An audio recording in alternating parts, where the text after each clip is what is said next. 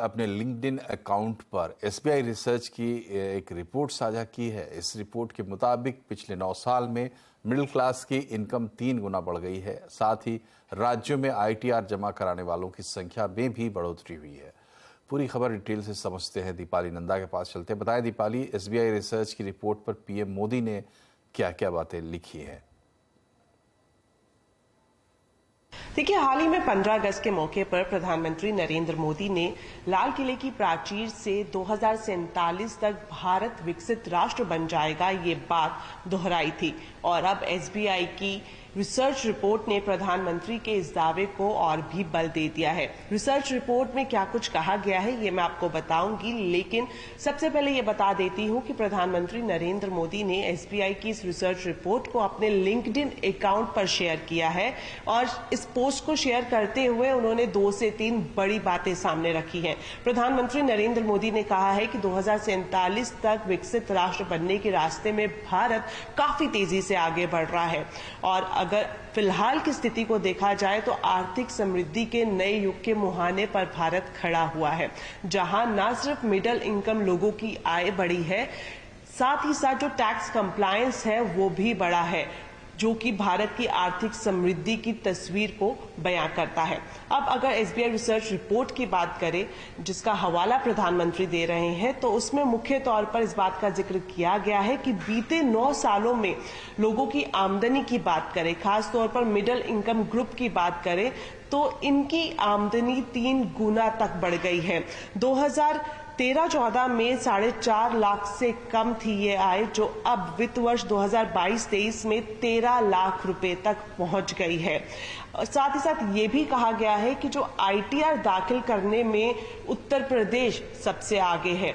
इसके अलावा जो नॉर्थ ईस्ट के छोटे राज्य हैं, जहां पर मणिपुर, मिजोरम और नागालैंड जैसे नाम शामिल हैं, यहां पर भी आईटीआर दाखिल करने का जो परसेंटेज है वो 20% तक बढ़ गया है। तो ओवरऑल लोगों की इनकम बढ़ रही है, टैक्स कॉम्प्लायंस बढ़ रहा है, और साथ ही साथ जो इकोनॉमिक रिफॉर्म है वो भी आगे बढ़ते हुए देश में दिखाई दे रहे हैं। यही वजह है कि प्रधानमंत्री नरेंद्र मोदी ने एसबीआई की रिसर्च रिपोर्ट को शेयर किया। और खासतौर पर वो लोग, प्रधानमंत्री ने जिक्र किया है कि वो लोग जो बेहतर इकोनॉमी, भारत की बेहतर इकोनॉमी में रुचि रखते हैं, उनके लिए ये रिपोर्ट काफी उत्साहजनक होगी। शुक्रिया दीपाली। बढ़ते हैं आगे। बैंकों से जुड़ी एक और खबर। अब लोन डिफॉल्ट के नाम पर बैंक आपसे ज्यादा ब्याज वसूल नहीं पाएंगे। लोन की शर्तों के उल्लंघन या डिफॉल्ट होने पर लगने वाली पेनल्टी को लेकर आरबीआई ने दिशा निर्देश जारी किए हैं। नई गाइडलाइंस 1 जनवरी 2024 से लागू होगी। क्या है डिटेल जानने के लिए चलते हैं यतीन मोता के पास। बताएं यतीन, क्या निर्देश हैं आरबीआई के? तो देखिए, जहाँ तक कि आरबीआई के नए रिफॉर्म्स का सवाल है, काफ़ी बेहतरीन तरीके से यहाँ एक सर्कुलर जारी किया गया और इम्पोर्टेंस दिया गया पेनल्टी को। जब कोई कस्टमर लोन की शर्तों को जो है उसका उल्लंघन होता है या उसमें कोई डिफ़ॉल्ट होता है तो बैंक्स पेनल्टी लगाती हैं। लेकिन आरबीआई ने अपने नए सर्कुलर में ये कहा है कि पेनल्टी को कमाई का जरिया बनाने की बजाय बैंक्स इन नियमों को और दुरुस्त करें। पेनल्टी पे ब्याज भी अगर लगता है, क्योंकि अभी प्रैक्टिस ये रही है कि पेनल्टी का जो अमाउंट होता है, अगर कस्टमर नहीं चुका पाता तो उसके ऊपर जो है ब्याज लगता है। तो आरबीआई ने ये साफ कर दिया है कि पेनल्टी पे किसी भी प्रकार का ब्याज जो है बैंक्स अब ना लगाएं। Point number 1। Point number 2, penalty कमाई का जरिया नहीं है। तो जो कस्टमर जब डिफॉल्ट करता है, कोई शर्तें का उल्लंघन करता है, तो ये जो पेनल्टी जब लगती है तो इसको पेनल्टी की तरह ही रखा जाए। कोई इनकम इससे जनरेट करने की कोशिश ना करे बैंक्स। और जो पेनल्टी है और जो ब्याज का अमाउंट है, लोन का अमाउंट है, ये सेपरेट बकेट्स में जो है वो रखा जाए। तो एक दूसरे से इंटरचेंजेबिलिटी इस प्रक्रिया में ना की जाए, ऐसा आरबीआई का कहना है। और कहीं ना कहीं ये जो नए नियम है, जिससे ऑब्वियसली कस्टमर्स का फायदा होगा, बैंक्स का भी कुछ हद तक फायदा होगा कंप्लायंस के जरिए। तो इसको लागू करने के लिए जो डेडलाइन दी गई है वो 31 दिसंबर 23 यानी 1 जनवरी 2024 से ये पर्टिकुलर नॉर्म्स जो है वो लागू हो जाएंगे। और आरबीआई ने बैंक्स को निर्देश भी दिया है कि जो पेनल्टी के नियम हैं और जो अभी तक पेनल्टी पे ब्याज वसूला जा रहा है, इसके नियमों में जल्द से जल्द बदलाव किए जाएं। तो ये जो थी आरबीआई के डायरेक्शंस की बात। और ये थी एक और बड़ी खबर है कि जियो फाइनेंशियल की लिस्टिंग सोमवार को होगी। 21 अगस्त की डेट आई। बताइए किस तरह की लिस्टिंग की उम्मीद की जा रही है? कहीं ना कहीं ये जो हॉल्ट पीरियड था और जो वेटिंग पीरियड था वो खत्म हो चला है। मंडे यानी अगस्त 21 को जियो फाइनेंशियल सर्विसेज की लिस्टिंग हो जाएगी। अगर आपको याद है तो 1:1 के रेशियो में रिलायंस इंडस्ट्रीज से जियो फाइनेंशियल सर्विसेज का डीमर्जर हुआ था। लगभग 35 लाख शेयर होल्डर्स के बलबूते पे ये कंपनी एस्टैब्लिश होती हुई आपको दिखाई पड़ेगी। मोस्ट इंपॉर्टेंटली जियो फाइनेंशियल सर्विसेज की बात करें तो ये ऐसी एनबीएफसी रहेगी बजाज फाइनेंस के बाद जो मार्केट कैप वाइज सबसे लार्ज कंपनीज में से एक रहेगी। मोस्ट इंपॉर्टेंटली चेयरमैन साहब ने अपनी स्पीच में जियो फाइनेंशियल सर्विसेज में ये कहा था कि डिजिटली और डेमोक्रेटिकली जो इंडिया में लेंडिंग प्रोसेस है और एनबीएफसी जो सेवाएं हैं उनका लुफ्त जो है वो कस्टमर्स उठा पाएंगे। डिजिटली फोकस किया जाएगा कस्टमर लेंडिंग के ऊपर। रिसेंटली अगर आप देखें तो ब्लैक रॉक के साथ एएमसी बिजनेस के लिए टाई-अप का अनाउंसमेंट किया गया, यानी म्यूचुअल फंड का जो कारोबार है इसके अंदर जियो फाइनेंशियल सर्विसेज और ब्लैक रॉक का लगभग $150 मिलियन के आसपास का इनिशियल निवेश रहेगा। तो चाहे वो म्यूचुअल फंड्स हो, इंश्योरेंस हो, कस्टमर लेंडिंग हो, होम लोन्स हो, काफ़ी सारी सुविधाएं शायद जियो फाइनेंशियल सर्विसेज अपने कस्टमर्स तक पहुंचा पाएगा। और क्योंकि लिस्ट हो जाएगा तो जो बिजनेस स्ट्रैटेजी है, जो बिजनेस प्लान है वो कहीं ना कहीं आपको बाहर होता हुआ दिखाई पड़ेगा। जैसे कि मैंने पहले कहा 262 रुपीज़ के आसपास की प्राइस डिस्कवरी आपको डीमर्जर वाले दिन दिखाई पड़ी थी। तो सोमवार को देखते हैं कैसी रहेगी जियो फाइनेंशियल सर्विसेज की लिस्टिंग। शुक्रिया सुमित। और आपको यहां पर बता दें कि आप जो चैनल देख रहे हैं वो इंडिपेंडेंट मीडिया ट्रस्ट का हिस्सा है जिसकी बेनिफिशियरी रिलायंस इंडस्ट्रीज है। कारोबारी हफ्ते के आखिरी दिन बाजार आज दबाव में रहा। सेंसेक्स निफ्टी गिरावट के साथ बंद हुए। सेंसेक्स 202 पॉइंट गिरकर 64,949 पर, निफ्टी 55 पॉइंट गिरकर 19,310 पर बंद हुआ। साथ ही मिड कैप स्मॉल कैप शेयरों में भी दबाव रहा। वहीं निफ्टी बैंक की क्लोजिंग फ्लैट रही। बाजार में शॉर्ट टर्म के लिए करेक्शन की उम्मीद है, ये कहना है प्रभुदास लीलाधर ग्रुप की चेयरपर्सन और मैनेजिंग डायरेक्टर अमीषा वोरा का। उनके मुताबिक आने वाले समय में चुनिंदा कैपिटल गुड्स रियल्टी शेयरों में निवेश के मौके अच्छे रहेंगे। On manufacturing side, particularly capital goods related all companies में जैसे कि अपार हो गई, सीमेंस हो गया, एबीबी हो गया, हम कभी से बहुत स्ट्रॉन्ग थे, हम अभी भी बोल रहे हैं। रियल एस्टेट स्टॉक्स कोई हमारे कवरेज में है, कोई हमारे कवरेज में नहीं है, उसमें भी हम काफी कंस्ट्रक्टिव है। होटल स्टॉक जैसे शैले हम लोग रेकमेंड कर रहे थे वेरी स्ट्रांगली, परफॉर्म भी किया है, अभी भी करेगा। कुछ ना कुछ एडिशन करते हैं। हमने रिसेंटली वो एक्टिव कवरेज में नहीं है but Bharat earth movers BEML जो कि एक PSU है पर जिसमें माइनिंग बिजनेस तो है ही है बट साथ में उसमें डिफेंस और रेलवे उसका भी एक्सपोजर है। ये हमें बहुत ही अच्छा लग रहा है। हमें लगता है कि यहाँ पर स्ट्रॉन्ग ऑर्डर बुक के चलते बहुत ही अच्छा इंप्रूवमेंट इन मार्जिन्स हो जाएगा। जैसे जैसे एग्जीक्यूशन बढ़ेगा मार्जिन्स भी बढ़ेगा, तो यहां से स्टॉक अच्छा रिटर्न दे सकता है। बाजार में क्यों हो रही है गिरावट और आगे कैसे बनेगा पैसा, आज आवाज अड्डा में इसी पर होगी बड़ी चर्चा शाम 7:57 पर।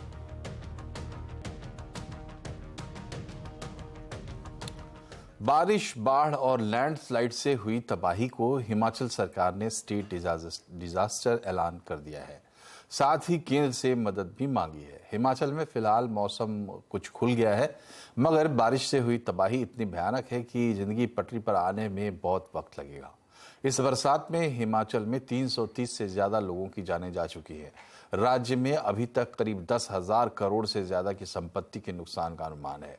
मंडी, शिमला, हमीरपुर, कांगड़ा और बिलासपुर जिले में सबसे ज्यादा तबाही हुई है। राहत बचाव कार्य अभी भी जारी है मगर हिमाचल के मुख्यमंत्री सुखविंदर सुक्खू ने इस बात पर निराशा जाहिर की है कि हिमाचल की तबाही का मुद्दा संसद में किसी ने नहीं उठाया।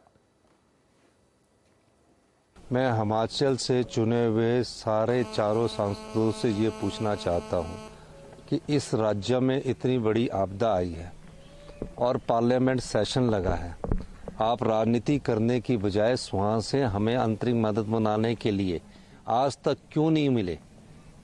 हालांकि JP नड्डा जी ने हमेशा फ़ोन करके पूछा है। पिछली बारी आपदा में उनका भी अनुराग जी का भी फोन आया था, लेकिन आज तक चारों सांसद इकट्ठे होकर तो मिल नहीं पाए कि राज्य में आपदा है, अंतरिम राहत की पहली किस्त दो, और राजनीति कर रहे हैं। इससे बड़ी आपदा नहीं आएगी, राजनीति करने के लिए और समय मिला है। इधर मध्य प्रदेश के इंदौर से एक अजीब मामला सामने आया है। यहाँ बैंक के सुरक्षा गार्ड ने कुत्ते को लेकर हुई बहस में 8 लोगों पर गोलियां चला दी। एक ही परिवार के 2 लोगों की मौत हो गई, 6 लोग गंभीर रूप से घायल हैं। असल में गार्ड कुत्ते को घुमा रहा था। इस दौरान दूसरा कुत्ता आया और दोनों में लड़ाई होने लगी। जब इसका विरोध वहाँ लोगों ने किया तो गार्ड और लोगों में बहस हो गई। इसी बात से नाराज होकर गार्ड अपने घर गया और पहली मंजिल से फायरिंग करने लगा। पुलिस ने मामला दर्ज कर आरोपी को गिरफ्तार कर लिया है।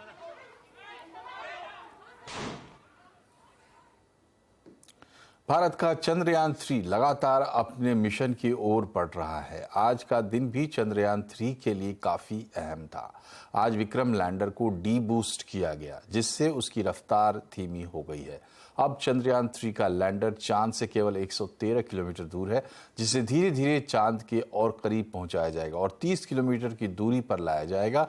यहीं से चांद के दक्षिणी ध्रुव क्षेत्र पर लैंडिंग की कोशिश होगी। इसरो के मुताबिक 23 अगस्त को चंद्रयान शाम करीब 5:47 पर चांद पर सॉफ्ट लैंडिंग करेगा। इसरो ने थोड़ी देर पहले चंद्रयान से ली गई चांद की तस्वीरें भी जारी की हैं। ये तस्वीरें चंद्रयान के लैंडर पोजीशन डिटेक्शन कैमरा से ली गई है। ये कैमरा चांद पर होने वाली लैंडिंग के लिए सही जगह तलाशने में मदद करता है। चंद्रयान ने ये तस्वीरें 15 और 17 अगस्त को ली थी। ऑडी Q8 e-tron आज भारत में लॉन्च हो गई है। Q8 e-tron ऑडी की इलेक्ट्रिक SUV है जो 4 वेरिएंट में लॉन्च हुई है। इसकी कीमत भारत में 1,13,00,000 से लेकर 1,30,00,000 के बीच रहेगी। ऑडी Q8 e-tron लगभग 5.6 सेकेंड में 100 किलोमीटर की रफ्तार पकड़ लेती है। सिंगल चार्ज में 600 किलोमीटर इसकी रेंज है। होम चार्जर से 6 घंटे में फुल चार्ज होती है और फास्ट चार्जर से फुल चार्ज होने में लगते हैं सिर्फ 30 मिनट। इसके साथ ही कुछ नए कॉस्मेटिक चेंजेस भी इस गाड़ी में देखने को मिलेंगे। नया 2D लोगो, न्यू डिजाइन फ्रंट बम्पर और अपडेटेड LED हेडलैम्प। हमारी सहयोगी दीपाली राणा ने नई नवेली ऑडी Q8 e-tron स्पोर्टबैक की टेस्ट ड्राइव की।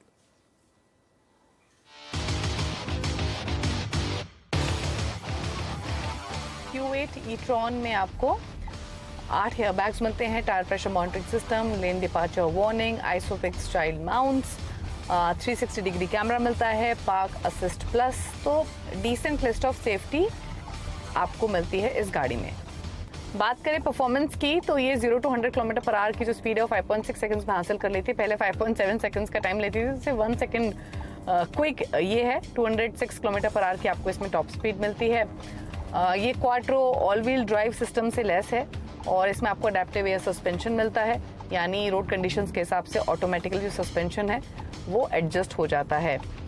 मोड्स की बात करेंगे तो आपको 4 ड्राइव मोड्स मिलते हैं, नॉर्मल, इको, डायनामिक और साथ ही इंडिविजुअल। क्वाट्रो मोड में आपको ऑटो डायनामिक और ऑफ रोड मोड मिलता है। Standard drive mode rear axle पे होता है और जब जरूरत पड़ती है तब front axle depending on need automatically activate हो जाता है। आपको सेलेक्टिव व्हील टॉर्क भी मिलता है फॉर हैंडलिंग। तो बेसिकली ये तमाम ऐसे ड्राइविंग डायनामिक्स हैं जो इसको काफ़ी पावरफुल ऑफरिंग बनाते हैं। आप ये साइलेंट तो है ऑफ कोर्स क्योंकि इलेक्ट्रिक गाड़ी है, लेकिन कहीं भी आपको कोई लैग महसूस नहीं होगा डिस्पाइट ये इलेक्ट्रिक गाड़ी है। आप जैसे ही एक्सेलरेटर को प्रेस करते हैं इसका रिस्पॉन्स इतना स्ट्रांग होता है और ये बहुत क्विकली रश भी करती है।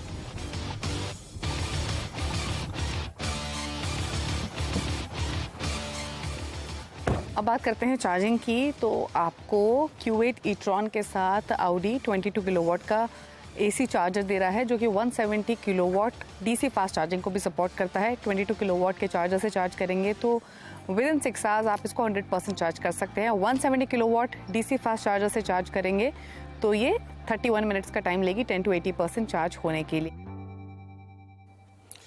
और आज बॉक्स ऑफिस पर घूमर की दस्तक, करेंगे बात एक छोटे से ब्रेक के बाद।